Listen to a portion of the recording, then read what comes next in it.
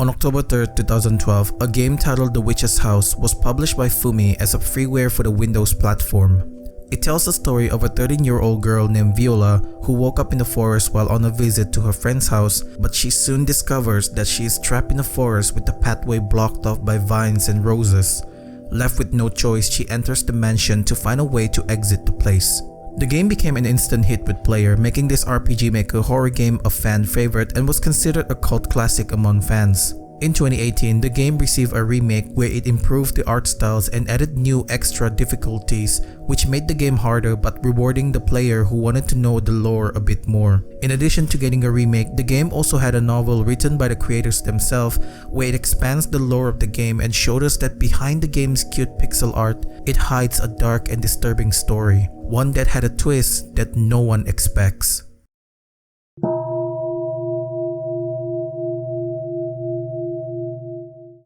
The game begins with Viola opening her eyes and finding herself in the forest. She reached inside her pocket and found a letter from her father that told her to not go deeper into the forest. In front of her is a black cat who can't talk for some reason. He advised her that she shouldn't be here as this is not a place where a human should be, and for a good reason. Viola is currently in the witch's forest. Proceeding onward, she discovered that the pathway is blocked up by a small patch of roses. Viola noticed that there's another path which could let her out of the forest, but when she follows it, she found out that the path was blocked up by roses as well. As she wondered how she will escape the place, something shining caught her attention in a small hidden area. When she searched through it, she found a rusty machete. Viola tried cutting the roses with it, but the machete couldn't cut through it. She then tried it on the roses on the other path and it worked. This took her deeper into the forest, and as she follows the path, it eventually led her to an old house. The door is open as if it's inviting her in. Without hesitation, Viola opened the door and enters the witch's house.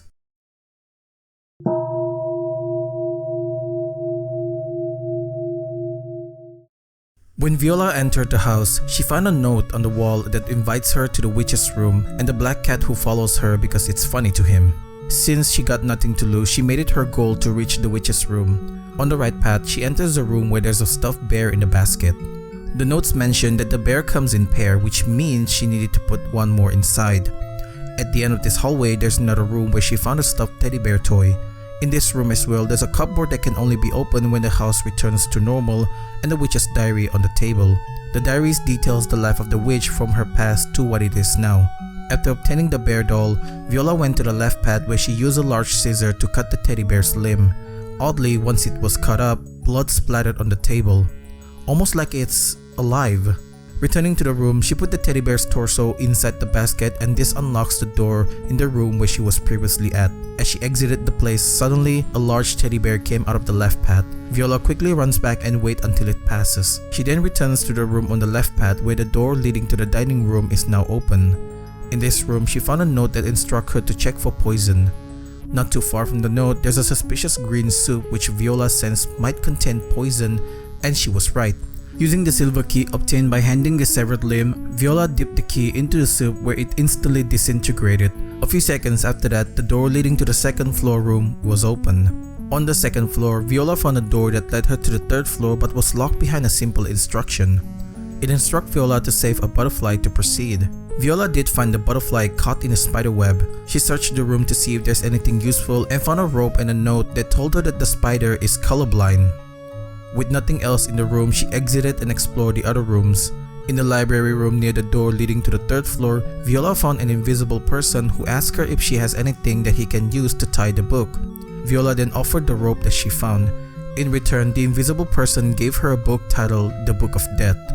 This book can be placed in a bookcase in another room to obtain the fake butterfly. After placing the book, Viola then went ahead to gather the fake butterfly, but then out of nowhere, a red skull appears and chases after her. Viola did her best to outrun the skull and manages to escape. Using the fake butterfly, she replaced the real one by putting it on the spiderweb. The butterfly immediately flies towards the door, unlocking it. On the third floor, Viola found a locked door that can only be unlocked by flipping a switch. The only problem is that the switch is set up in a way that Viola could never do it on her own, because if she did, she would fall to her death. Luckily for her, on the left side, there's a tiny room with a small pond in the middle where a small frog is sitting there. The note asks if she likes frog, and after nodding, the frog joins her. This frog can be used to cross the narrow bridge and flip the switch. After unlocking the door and solving a puzzle where she needs to mirror the things in the room and went through a hallway where she absolutely cannot be distracted, she arrived in a room where a note on the ground warned her about something behind the door. She listened through the door and heard something big slithering. It's definitely a giant snake. Using the small hole built on the door, she shoved the frog into it. There's a loud chomping sound and seconds later it went silent. When she opened the door, she found nothing inside except for a huge crack on the wall and the ground wet with blood. Viola then went through a hallway where there's no exit and creepy eyes were painted on the wall. A note stuck on the wall told her to find the exit by going through the walls with only one eye opened. It took her a while to figure it out, but Viola finally got it and arrived in the 4th floor. In the 4th floor, the black cat noticed that the floor appeared to be quiet. The note suggested that Viola should make some noise. She understood what she needed to do and proceeded to the end of the hallway where the door took her into a piano room. In this room, the notes on the wall warned her to not play the piano with or without the music sheet. On the left side, there's a drawer where a bunch of books were placed. A book titled Eye Study caught her attention. The book is about the color of eyes and the respective hair color. As this could be important, Viola memorized it and leave the room for now. Viola then enters the room next to the black cat. In this room, there's 4 paintings and 3 pumpkins scattered on the floor. The notes on the wall hinted that the blue-eyed girl sees something. Remembering what the book said, Viola went to the black-haired girl and saw something on the opposite wall. When she pulled it out, she found a sheet of paper. Suddenly, as soon as she pulled out the paper, the woman in the painting came to life and chases after her. Viola quickly avoided her and tore the painting away, killing the woman in the painting. After she obtained the music sheet, she messed around with the pumpkin and one of them led her into a room where she needs to find the correct answer based on the hints given. Once she got the right answer, she obtained the queen key. Viola returns to the piano room and put the piano sheet on the rightful place. Suddenly, it started playing on its own and then seconds later, it dropped the king's key. With both keys obtained, Viola then enters the music box room and used the queen key on the music box and the king's key on the large clock in the painting room. After that, the door in the piano room is unlocked. Inside the room, Viola saw a statue of a woman crying. Apparently, she had lost her ring. Seconds later, something loud can be heard inside the piano room and the music abruptly stopped. When Viola returns to the piano room, a fireplace appeared behind a collapsed wall. It had a ladder that took her to the dining room on the 1st floor. When she got there, she saw something boiling in a pot. Using the chopsticks found lodged inside her skeleton's ribs, she managed to get a dirty ring. How it got there is beyond my understanding. I guess metal added extra flavor? Either way, she got the ring and as she's about to leave, she hears someone going down the stairs. Whoever it is not a good sign. Viola quickly went back up the ladder inside the fireplace and returns the ring to the statue. The door unlocks and she's able to proceed. On her way to the 5th floor, she passed through a hallway with large windows and as she moved through them, suddenly a figure covered in dark shadows burst through the window and rapidly closing in on Viola. But in the very last minute, an apparition of a purple-haired girl stopped the shadowy figure. This allowed Viola to move through the hallway and after solving the doll puzzle, she finally reached the 5th floor. The 5th floor is a flower garden and in the center, we can see a white flower and a huge tree blocking the way to the poison room. On the left side is sort of a waiting room where 4 yellow flowers can be seen happily drinking tea, and the right path is where the jail cell is at. Going to the left path and into the room with the flowers, the yellow flowers start talking about how they hated the white flower and requested Viola to kill it with the promise of giving her their own pollen if she helped them. Before leaving to go to the jail room, she picked up a skull hidden below the table. Since there's nothing left there, she leaves the place. In the jail room, Viola met 3 red flowers that told her various methods to kill the white flower and a jail cell with someone inside. When she approached the cell, she can hear the man inside coughing. He asked her for medicine, but since Viola didn't have them, the person rudely spits on her. On her way out, she picked up another skull and proceeded to the white flower's location. Using the plucking method, she kills the white flower and took her white petal before heading back to the yellow flower room. The yellow flowers cheered as they heard the white flower's screams before dying. As promised, they gave Viola the white pollen and continued on with the tea party. Viola returns to the jail cell and offers the white pollen to the man inside the cell. The man was overjoyed at first but then angrily slams the wall because he couldn't smoke it without his pipe. The impact of the slam was so powerful that it knocked the birdcage nearby down, loosening the door hinges. Viola pried it open and freed the invisible bird inside, which then eats up the vine that are blocking the path to the poison room. Inside the room, she picked up an empty bottle and another skull. There is a path ahead that she could take, but it requires a transparent shoe. Since Viola can't do anything here yet, she leaves and returns to the jail room. In the jail room on the left corner, there's a path that took her to the room with an empty hole. This place is supposed to be filled with water, but to do that, Viola needs to solve a puzzle involving the skulls that she found. Once she did that, she activates a switch and water begins filling the hole. As she exits the puzzle area, a large skull came rushing in and began chasing her. Viola calmly avoided and escaped the place. She then enters the room and filled the empty bottle with water. Once she did that, she combined it with the white petal that she took earlier to make a makeshift lamp. With the lamp at hand, she returns to the room with the 4 yellow flower and enters the dark room. In that dark room, Viola must navigate her way through a maze-like pathway and obtain the jade pipe.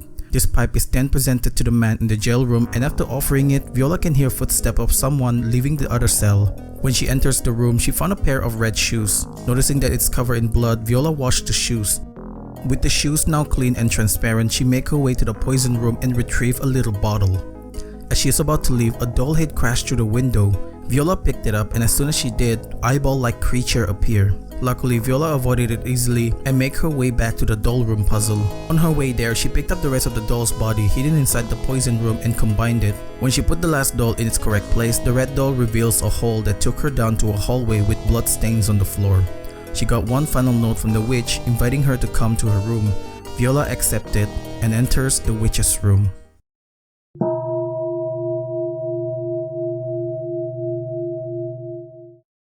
When she entered the witch's room, Viola can see the bloodstained bed and various other mess such as toppled down chair and a spilled drink. The witch's diary is right at the table, and here we learn that the witch is dying and wants to swap body with Viola.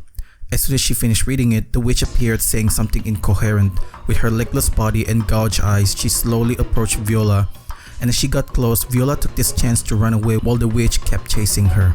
She runs down the first floor and opens the cabinet that is previously locked to get a knife, and then she exits the house.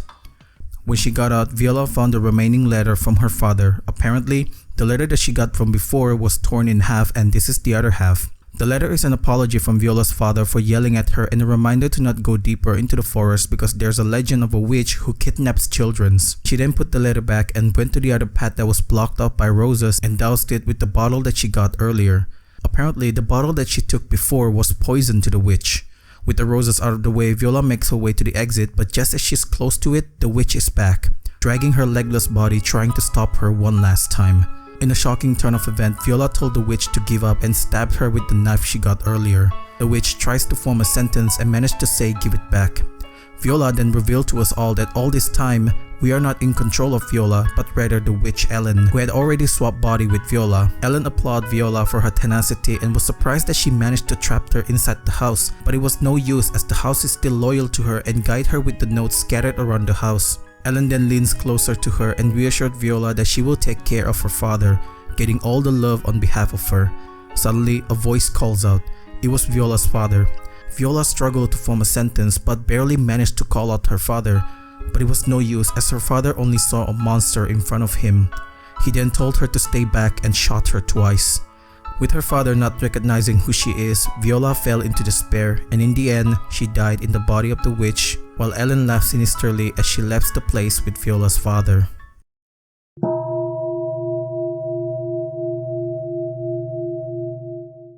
So the witch's house have 4 endings. In my playthrough, I got the normal ending first when it ended with basically no answers. Looking back at it, there's a lot of weird things that didn't make sense in the normal ending. If you get this the first time, which I bet 99% of you will, you're gonna think that this is the real ending, because it kept the narrative of the witch being an evil character and trapping a girl in the house while you're the girl who just wanted to get out the house because you found out that your friend is a witch. But when you get to the true ending, this is where things become interesting as it reveals that the girl that we're controlling the entire time was actually the witch and that she's already occupying the body, and her returning to the house was just to retrieve the bottle that could kill the roses. It makes sense why she knows what item does what because she is the witch. But it's even more interesting when you do a no save run because at the end where you normally saw a dead cat on the door, you're gonna see the cat alive and he reveals that he's a demon and you're the witch all along. I feel like this is the canon ending for the witch's house because in the novel, she wanted to return to the house one last time after the real Viola trapped her in the forest. And finally, the nothing ending. This is probably the weirdest ending where you had to wait 1 hour and then the game will proceed normally, allowing her to escape. If you did this before getting the true ending and getting the little dialogue in the no save run, you're gonna be confused as to why she's suddenly able to exit the forest. But if you do this after all that, it makes sense why she's able to exit. You see, the original body that Ellen is using, which is Viola, now trapped inside Ellen's body, she became good friend with Ellen, and when she got her body swapped, Viola was in Ellen's completely sick body, which could die at any moment. But she trusted Ellen to return her body to her. That trust is completely broken when she didn't return at all. Despair hits her since she couldn't return to her body, and coupled with the fact that Ellen's body is not in a good condition, Viola succumbs to the pain and sickness, and this releases the magic that stopped Ellen from leaving the forest.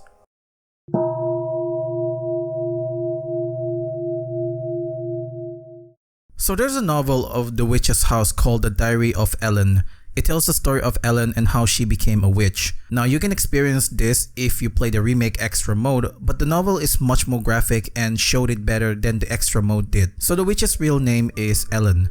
Ellen was a sick child who grew up in a slum with her parents. Because of this skin condition, Ellen didn't go out much, which she didn't mind because she doesn't want to be a burden to her mother. She would rather bottle in her desire rather than losing the love of her mother. If there's one thing that Ellen feared the most was never being loved and cared for, which is why she never wanted to lose her mother's love. One day, all of that changes when she saw the black cat's lifeless body on the street. It seems like it was run over by something. Ellen was devastated by this because she admired this cat for being cunning and smart. So seeing its lifeless body, Ellen was compelled by something to go out after being indoors for so long. She endured the pain that she felt on her leg and rushed to get the cat's body to bury it. When she was done burying the corpse, it was already evening and she feared the worst. She immediately went back home. Her plan was to change her bandages all on her own, clean herself before her mother came home from work. But that day, luck was not on her side. Her mother was already home. When she saw Ellen all dirty, she gave her the coldest look ever. Ellen sensed something is wrong with her mother, so she tried to reassure her that even though her legs is hurting and all, her hands are still fine. This should have made any mother happy, but Ellen's mother just stared at her coldly and ignored what she said. Her mother then changed her bandages and Ellen knows something is not right, and her intuition was right because her mother left home after that.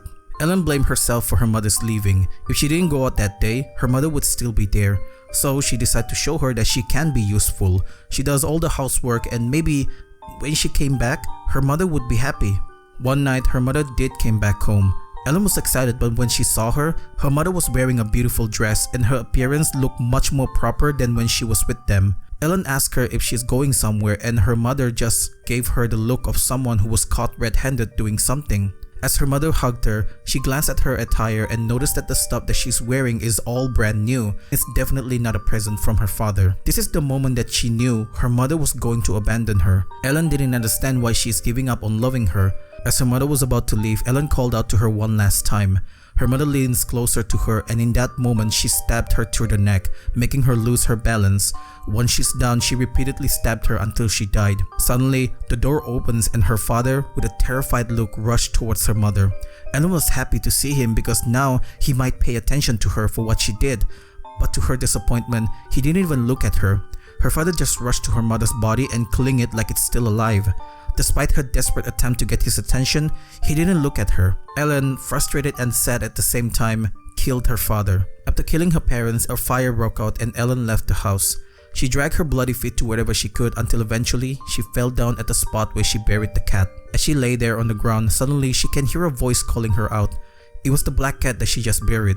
He reveals to her that he is a demon and he thanked her for letting him eat her parents' soul because he was starving. The demon wanted to repay her, so he's giving her magic and a house because he didn't want to see her suffer. Ellen was surprised by it but accepted nonetheless. She gave one last look at her house and follows the demon. When she woke up, she was surprised to find herself with brand new clothing, but what's even more surprising was that her wounds are all gone. She's normal again, until the demon told her that he made her a witch and that she could never leave the house anymore. This really didn't bother her because it's a small price to pay for what she have now. The demon then invites her to eat and brought her along to explore the house. It then brought her to a library where he teaches her how to read and write. This proved beneficial for her because she spends all her time reading the various books that was in the house. But the books can only entertain her so far. After a while, she got bored of things and asked the demon if she could have friends. The demon said she could and that she only needed to lure one into the house because she couldn't leave the place. Ellen, excited over this idea, started manipulating the forest and finally she found a boy who she guided to her house. Ellen and the boy became good friends and the boy frequently came over to her place. For a period of time she was happy, but then one day the boy asked if they could play outside. Ellen was hesitant since the demon told her to not go outside, but since she didn't feel any more pain, Ellen agrees. As soon as she steps outside, she collapses and her whole body reverts back to how it used to be. The boy was horrified and called her a monster before running away. She then asked the demon why she looked like that even though she's already cured, and the demon just laughed. He explained that she was never cured. The magic is only giving her the illusion that she had a perfectly healthy body, but the moment she stepped outside, the magic was undone. The demon then reassured her that she doesn't need a cure because as a witch, she can't die. She's basically immortal now. Ellen was furious because he tricked her, but the demon told her that he was simply repaying her for what she did to him, so he gave her everything. A warm house, knowledge, and a healthy body, even if it is just on the outside. She then stabbed the demon out of anger, but he didn't care. Instead, he pounced her, pinning her to the ground, and then told her the grim truth that should Ellen never accepted his offer, she would die. But at least she'll find happiness in dying because of her sickly body. Instead, she accepted, and now that she had tasted what it's like to have all of that and then losing them, she will experience misery. The demon grinned at the sight of Ellen in great pain and then offered a solution, a magic to cure everything. This surprises Ellen and she listens. The demon returned her to her healthy state and told her that all she needed to do was offer souls to the house, like how she offers the soul of her parents to him.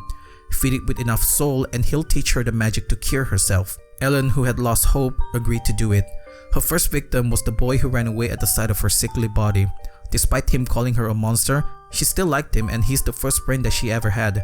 Ellen trapped him in a dark room, and in that room the boy screamed as the monster devoured him.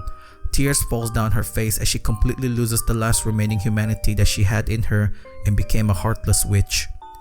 Over the course of a few decades, Ellen kept feeding the house with human souls, often enticing them with food and good fortune. She kept doing it to a point where she grew numb from feeling guilty. She sometimes toys with her prey before killing them as a way to pass the boredom or to spread more rumors about her. Even though she denies it, Ellen enjoys killing the humans after doing it for several decades.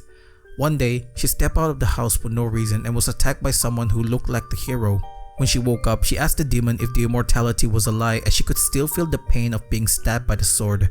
The demon reassured her that the immortality is real, but if she wanted to die, all she needed to do is experience despair.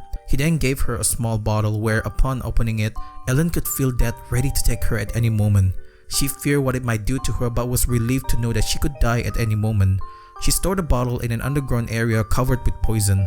Meanwhile, her condition worsened as the crow who is acting as her doctor said that he could no longer slow the illness. So she just lay in bed waiting until eventually the demon came up to her with a huge smile and told her that he granted her the magic to cure herself. The demon explained what the spell does and instantly Ellen was filled with excitement. She used a bit of her magic to find the target and luckily, she found one. A lonely girl with golden hair appeared lost in the forest. On that day, Viola had an argument with her father and stormed out of the house. She wandered off deep into the forest where she met the demon disguised as a cat. It lured her into the house where Viola met Ellen for the first time. Though scared, the two eventually become friends where Viola would often visit Ellen, but one thing she noticed was that Ellen's condition kept getting worse. One day while visiting Ellen, her condition worsened and in that moment, Viola accidentally said that she would be happy to swap life with her. Ellen was thankful for that because soon, she will die. This surprises Viola because she didn't expect that. Ellen then gaslight Viola into thinking that everyone in the village knows about her and her condition but kept quiet about it, even her father. She then told her not to blame him for that since they were probably told to not go near someone like her with her condition. That night, Viola and her father had an argument which ended with Viola going up to her room. She had doubt but she trusted Ellen because her friend wouldn't do something like deceiving her. The next morning, her father had already went to work and left the note on the table. Viola wanted to read it but kept it for later since she's afraid of what he'll say. She picked up a flower basket and head towards Ellen's house. On her way there, Viola met the black cat but this time it talked to her, which surprises her. The demon asked her why did she befriended Ellen. Did she feel sorry for her? Viola told him that she did feel sorry at first but after that she's being nothing but genuine friends. The demon then chuckles and explained that Ellen have magic and had a way to cure her sickness. That method is by swapping bodies. The demon explained that right now, she's preparing to swap her body with Viola. She gouged her eyes and cut her legs just so she could experience despair after body swapping. The demon then continues to mock Viola and even ask her why didn't she trust her father more when he genuinely didn't know who Ellen was. Finally, he reveals to Viola that the body swap had already begun because otherwise, why else would they be talking normally? When Ellen opened her eyes, she's in Viola's body. She screams happily as she finally got a healthy body. But next to her, Viola was screaming loudly from experiencing the pain that Ellen went through. Ellen offered her a drink to ease the pain, but she lied about that and instead burned her throat, rendering Viola unable to speak.